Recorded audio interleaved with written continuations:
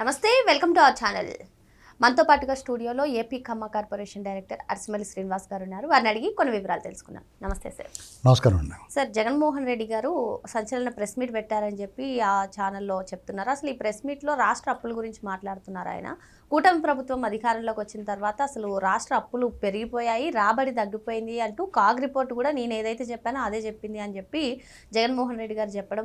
మరో పక్క చూసుకున్నట్లయితే కొన్ని ప్రెజెంటేషన్స్ వేసి మా హయాంలో రాబడులు పెరిగాయి, అప్పులు తగ్గింది, అప్పులు తక్కువ చేశాము, ఇప్పుడు అలా లేదు పరిస్థితి అంటూ ఆయన చేస్తున్నటువంటి కామెంట్స్ని ఎలా చూడాలంటారు?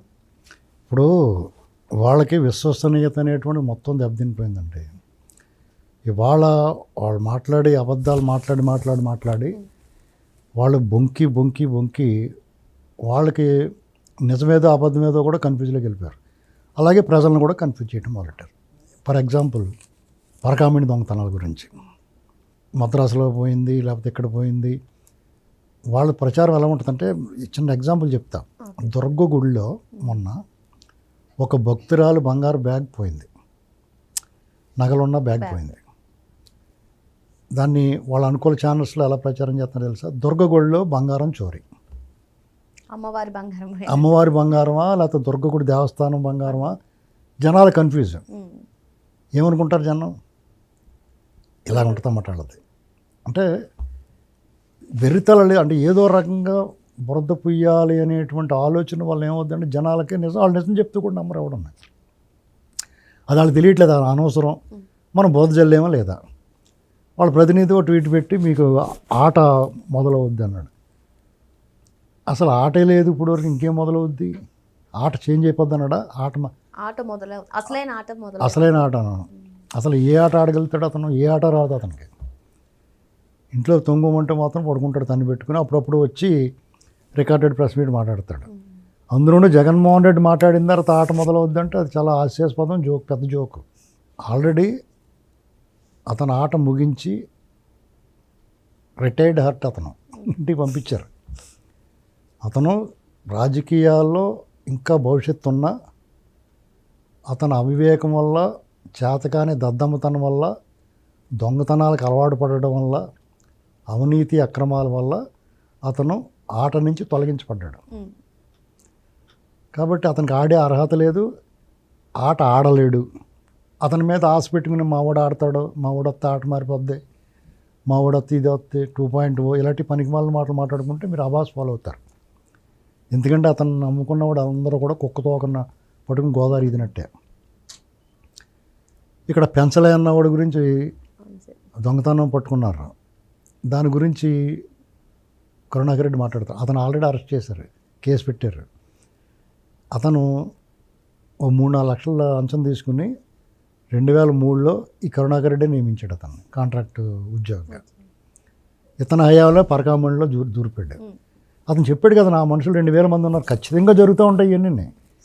ఆ పని మీద ఉన్నారు, ఏరీ పని మీద ఉన్నారు. వాళ్ళందరూ ఆ వైట్ డ్రెస్సుల్లో నామాలు పెట్టుకుని వాళ్ళలో కలిసిపోయి దొంగలు అందరూ ఉన్నారు. వాళ్ళందరినీ ఏరటం సామాన్యమైన విషయమా? ఏదన్నా మారుద్దామనేవాడికి కులమో మతమో కార్డులు ఇవన్నీ తీస్తారు. చాలా జాగ్రత్తగా ఏరుతున్నారు. ముళ్ళ కంచె మీద చిక్కుకున్న పంచిలాంటి పరిస్థితి ఆంధ్రప్రదేశ్ ప్రభుత్వం పరిస్థితి. ఇప్పుడు చాలా జాగ్రత్తగా తీయాలి, పంచి చిరిగిపోకూడదు, ముళ్ళు విరగకూడదు. అంత కఠినంగా ఉంది వ్యవహారం, కష్టంగా ఉంది వ్యవహారం. ఎందుకంటే ఇటువంటి వాళ్ళకి అవకాశం ఇచ్చిన పాపానికి అసలు వాళ్ళు రాజకీయంలో ఉండటమే మన దరిద్రం. అలాంటిది వాళ్ళు 5 ఏళ్ళు అధికారంలోకి వచ్చేసారు. వాళ్ళు 5 ఏళ్ళు అధికారంలో ఉండటం వల్ల ఇక అది ఆ రిపేరు, అసలు అభివృద్ధి కొత్తగా ఏమైనా సాధించడం అనేటువంటిది పక్కన పెడితే రిపేర్ చేయటమే చాలా కష్టం అనుకున్న పరిస్థితి నుంచి ఇవాళ ఎంతో కొంత ఆశాజనకంగా ఉన్నారు జనం. ప్రశాంతంగా గుడ్ల మీద చేసి పడుకుంటున్నారు. మధ్యలో పీడకలల్లా వీళ్ళు మధ్యలో క్రమం తప్పకుండా 15 రోజులకు 10 రోజులకు ఒకసారి ప్రెస్ మీట్ పెడతాడు వచ్చి. ఈ 10 రోజులు ఏం పిక్తాడో తెలియదు. కాగ్ రిపోర్ట్ అంట, ఇంకంతకన్నా ఇతను కాగ్ రిపోర్ట్ పట్టుకుని ఇతను చెప్తాడు ప్రెస్ మీటు.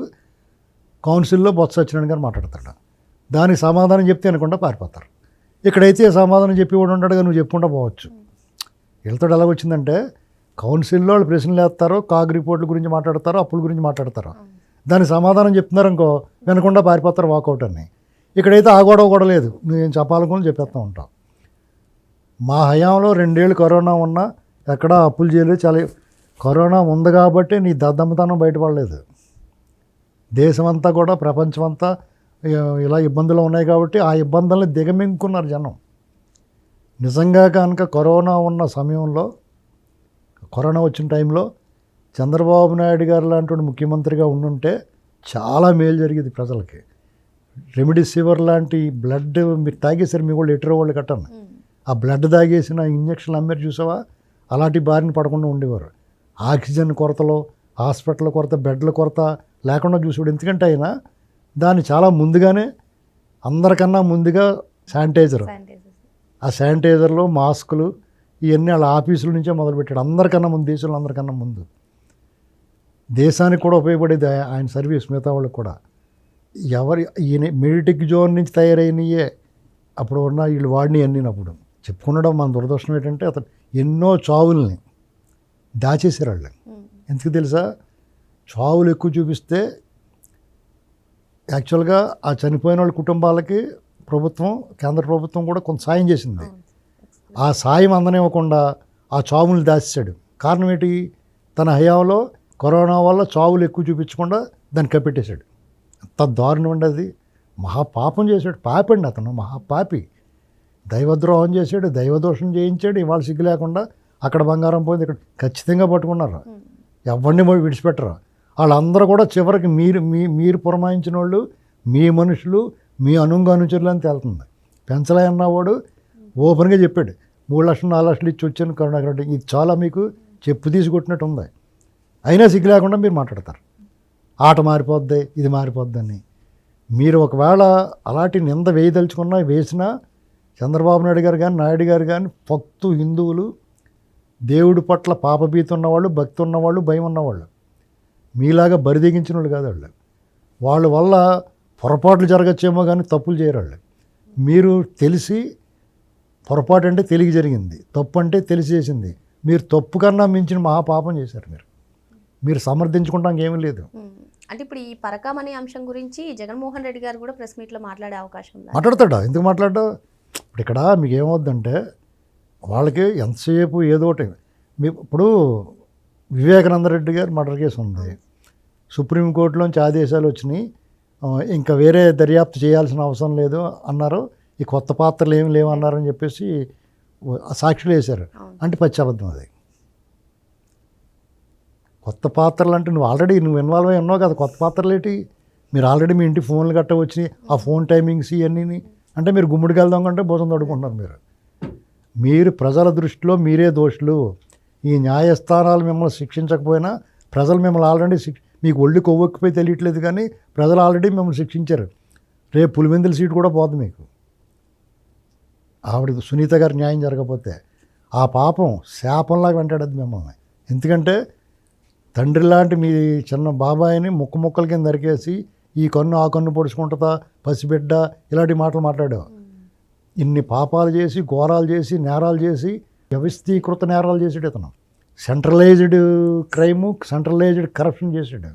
రాష్ట్రాన్ని విధ్వంసం చేశాడు, కూల్చేవాడిగా మిగిలాడు. కాబట్టి ప్రజలందరి దృష్టిలో నువ్వు మహా నేరం చేసిన, మహాపాతకం చేసినట్టు మిగిలావు. దైవద్రోహం చేసావు, ప్రజాద్రోహం చేసావు. నీకు నిష్కృతి లేదు. కాబట్టి ఊరికే ప్రెస్ మీట్లు పెట్టుకోవడం, నీ గోడ తిరిగి, నీ తోక ఊపకుండా తిరిగి వాళ్ళు నీకు ట్వీట్లు పెట్టడం, నీ బ్యాచ్ అంతా అరుచుకుంటారు. ఏమవుద్ది? We don't care. మరో అంశంతో మళ్ళీ కలుద్దాం. Thank you sir.